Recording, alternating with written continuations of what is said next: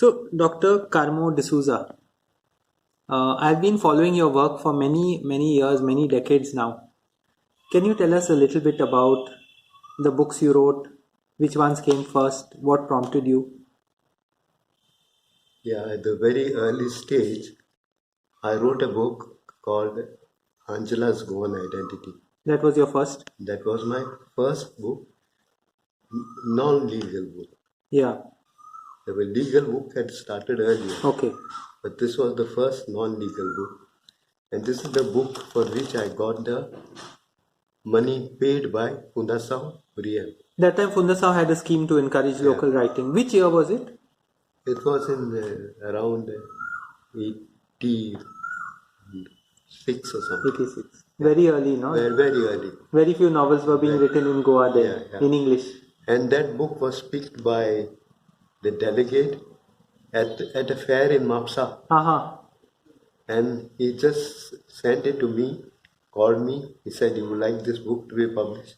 I see. I said, "Yes, of course. How much you'll ask for it?" I said, 10,000. I see. I did not know. Then he said, "I'll give you 20. Okay. I said, "Okay." Okay. He said, "No, I'll make it 40. And he made it 50. I see.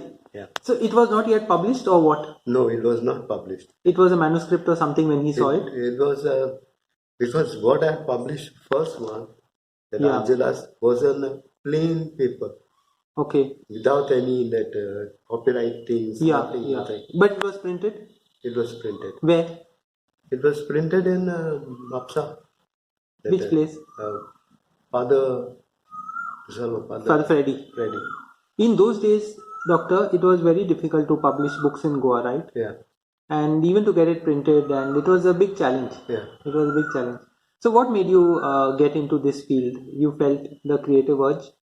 Yeah. I thought that with 10,000 I could afford it. Yeah. And he fixed it up at 10,000 because he put very thin paper, ordinary paper, and so on. And it worked. That was a cost 10,000 for how many copies in those days? It was for 1,000 copies, I said, but it was not necessary. Okay. I found out that later that you don't publish that many copies. Yeah. In a small place like Goa, in those days. So it cost you 10 rupees, like almost 10,000 for the copies, and actually I didn't get any money practically from that. Okay. Just recovered. No, I more than recovered. Fundasau. Yeah, 50,000 straight away. Yeah. So it was a grant that helped you. Yeah. But it was not easy in those days to sell the books. What was the response to the first book? There was not much response as such.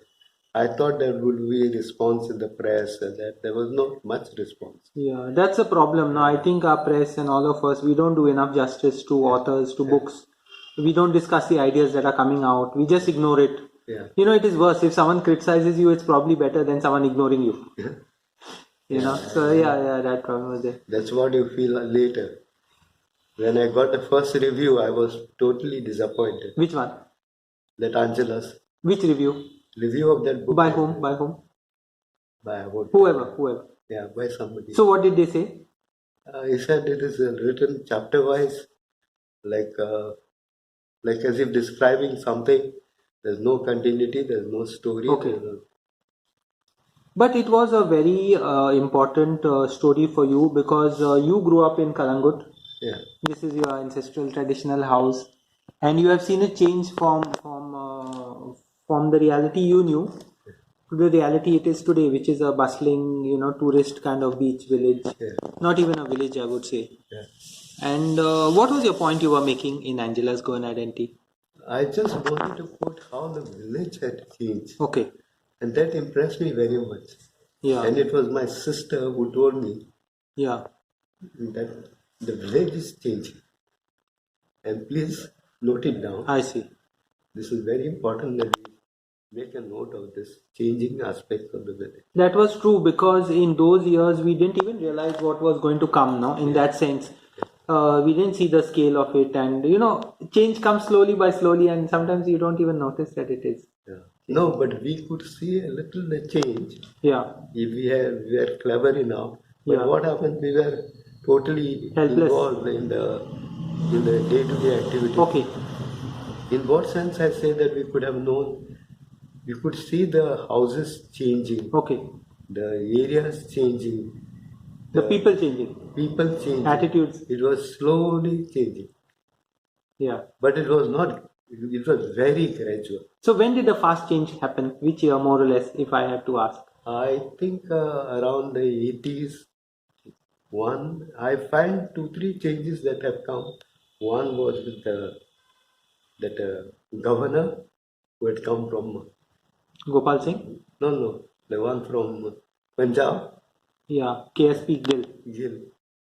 Then the changes happened when the laborers came.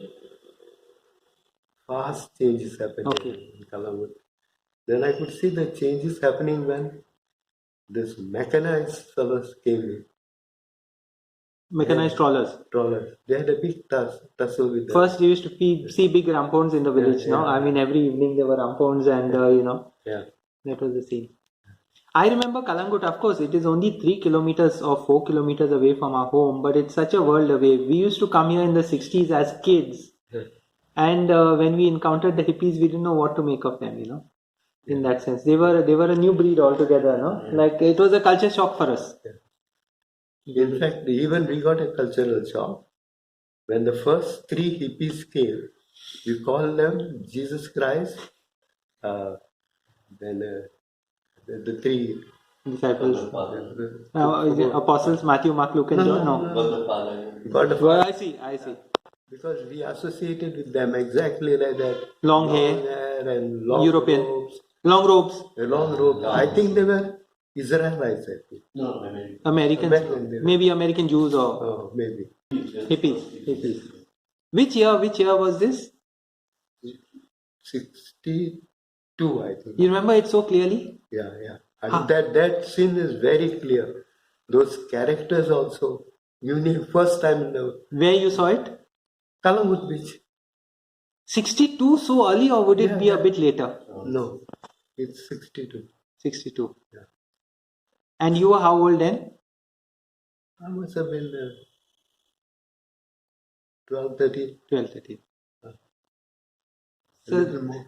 So that's how your first book came about, and the story it tells is also change in Goan society, where there is intermarriage outside the society and our attitudes change, and we are willing or forced to accept a new reality for the better, sometimes for the worse. There is this element of loss, an element of this is change, we have to cope with it. Yeah. That was your first book. Yeah. In fact, what happens is I realize the change slowly, not at once. Yeah. Because I realize things are changing. Okay. And for instance, I found out that generally, my impression, a Hindu was not marrying a Catholic. Yeah. There was a wide difference between them, which they kept, Class difference apart from religious difference. They purposely kept, or God knows why. But it remained for many years. Between Hindus and Catholics. Catholic. You used to find rich people from Panjim, Catholics, marrying Hindus. Okay. But not otherwise. Not it was lower not down. happening at a lower side. Okay. So when I was trying to get Angela married to that Milka Singh, I was having that problem. He's a Hindu and she's a Hindu, Punjabi, and she's a Catholic. Yeah. But today it would be acceptable, not today. Today it will be acceptable. Today nobody will question about it. But in the 80s, no. So that time there was some kind of there was a family in Goa which got married to many outsiders. Yeah. And a lot of people used to speak about them. I see. In a negative sense. Yeah, quite negative. Okay. And in fact, when I wrote a book, they asked me whether you were referring. Yeah. I said no. I was not referring directly. Yeah.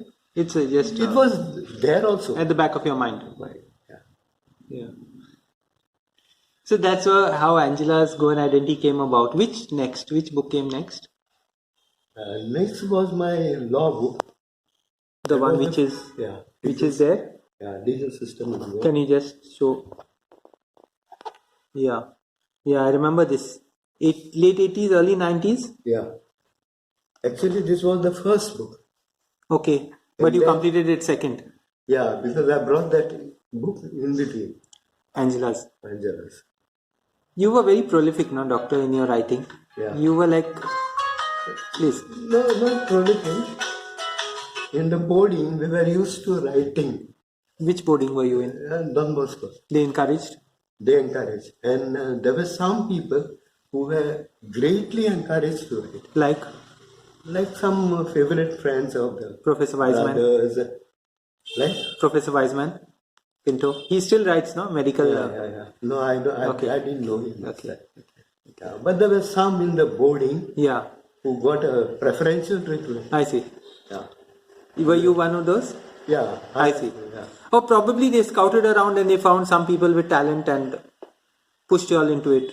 Not exactly talent maybe, but we went inside the group. It's so important to write, no, doctor, isn't it? Yeah. You would say it's important to write. Yeah.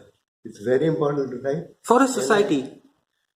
Yeah. For an individual and as a society also, we need our writers. Yeah. We need people who will express the thoughts of the society, whatever it is. Yeah. Of course, there is no one trend. There are many different patterns of thoughts, but still all those have to come up. Yeah. That's a must actually. Otherwise, what happens is only partial elements come in front.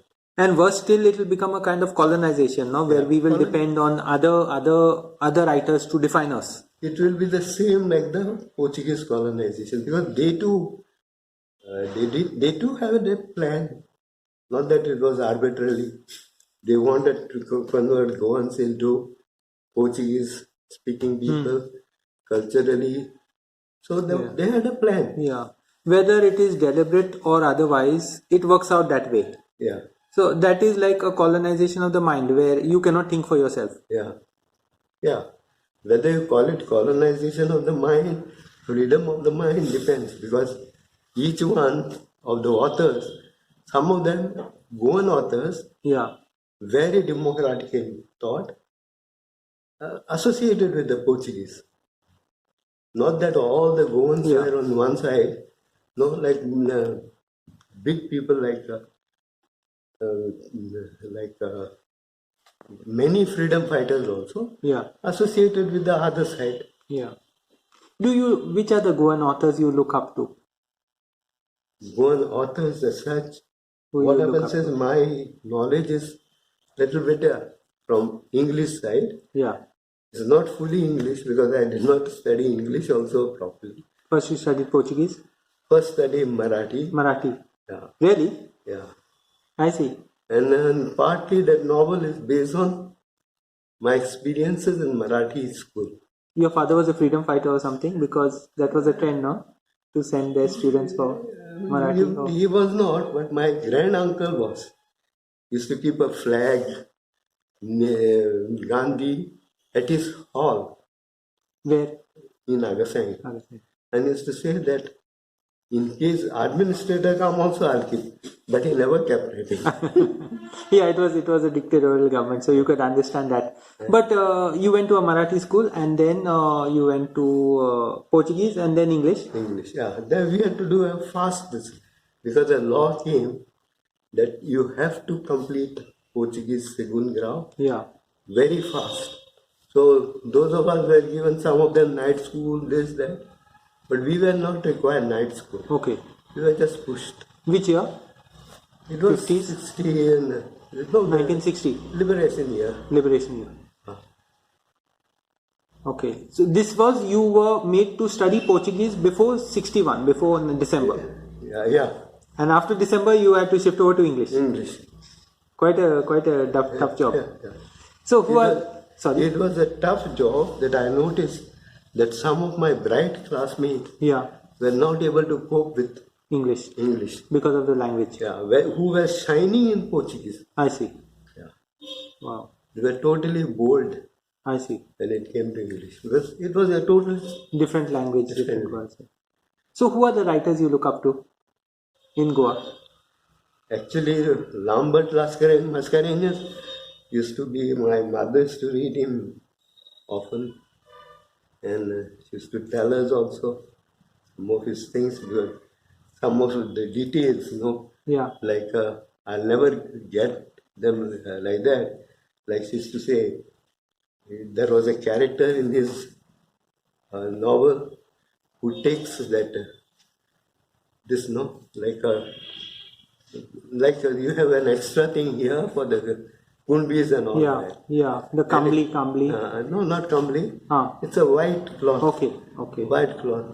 And she used to wave it out to the friends. I see. And what he wrote, she was waving Asukrada. Asukrada means sugar color. I see. Because that color goes. I see. It is gets faded. I see. Yeah. It's not white, it's sugar colored. Yeah, yeah. And I don't know whether it's there in the novel of Lambert. I see. Whether he uses the word Asukrada. I see. Probably not, because his is in English, no? His novel is in English. Probably yes. Because he used to write for Naveen also. I see. Yeah. Yeah. He had a column, no? Yeah. He used to entertain people in Naveen also. Yeah. Earlier. Yeah. And who else? Who else are the people you read a lot who influenced your writing? Goan writers. Goan writers as such. Lino Letao, you knew? Yeah, Lino Letao I knew because he came to my house with Iona for some work, and he became a very thick friend. He in fact told me what mistakes I was making. I see. And how should I proceed with translation? Because I never knew translation. I see. What I was doing is I was just writing some other text. I see. I was not writing a translation. I see. And he said, you send me the material, I'll do the translation. He knew Portuguese also. Yeah, he knew. Peter Nazareth, who has reviewed your book? Yeah, he reviewed actually 2-3 books. I see. Little bit on each book. Yeah. Practically 4 or 5 books is written little on each. But I don't know him personally. Okay. I know him through my cousins. Even I've never met him. His video interview is on the net. You should watch it. He was because he was in Australia, I think. Australia. No. He was in Singapore, Malaysia. His parents. Yeah. And then East Africa. Singapore. My grand uncle also was there. Musician. Botanical garden. Botanical garden. He was a director, they say. Yeah. Probably he was not a director. What was his name? Kaitan. I see. Yeah. Interesting. Because what they had done BCom or something in India and gone to Singapore. And during the war, he was able to discover a lot of plants. 1940s, 1930s. 30s.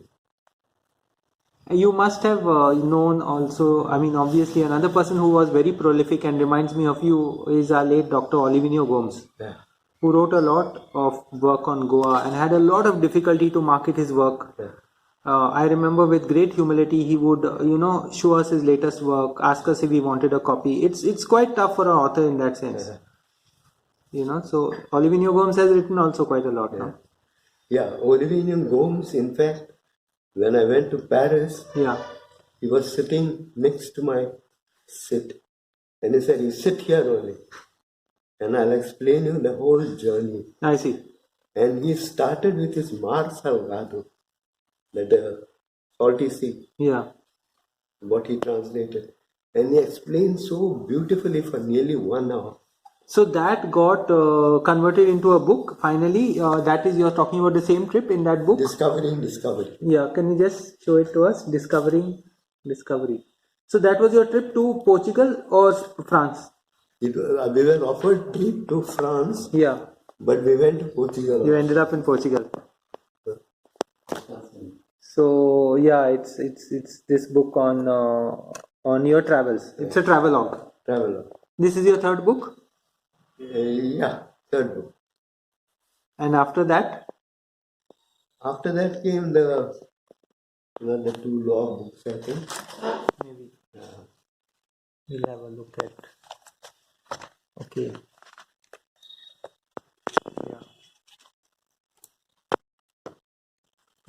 Yeah. So this book, yeah, I consider this as my magnum best. opus. Yeah, not because of anything. Because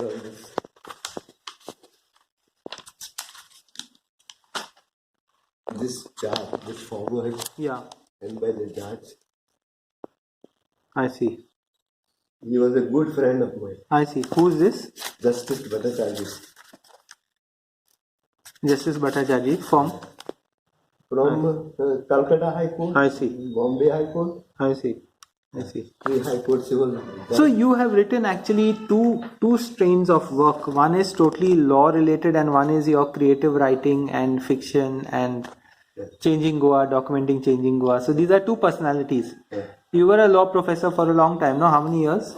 Nearly 12 years. 12 years. 12 years in the another 4 years in the senior scale. Wow. Which was your favorite subject to teach? We were teaching a mixture of subjects. Okay. Till the end. Okay. Practically, Goa Law College did not have a chance to specialize. I see. That came later. If you had the say, what would you teach law students in Goa? What do you think they need to learn to specialize in? I was thinking that we require a lot of specialization. Like nowadays. in what subjects? In intellectual properties. Then there are a lot of other subjects which are to be researched. Like even Goa law. Yeah. I'm not sure whether we have researched enough because I have my doubts about it. Now we are getting some doubts raised in some quarters about one particular aspect of Goan law. Which is? Like civil law. Okay. There's something was brought about it. But there are many other complications.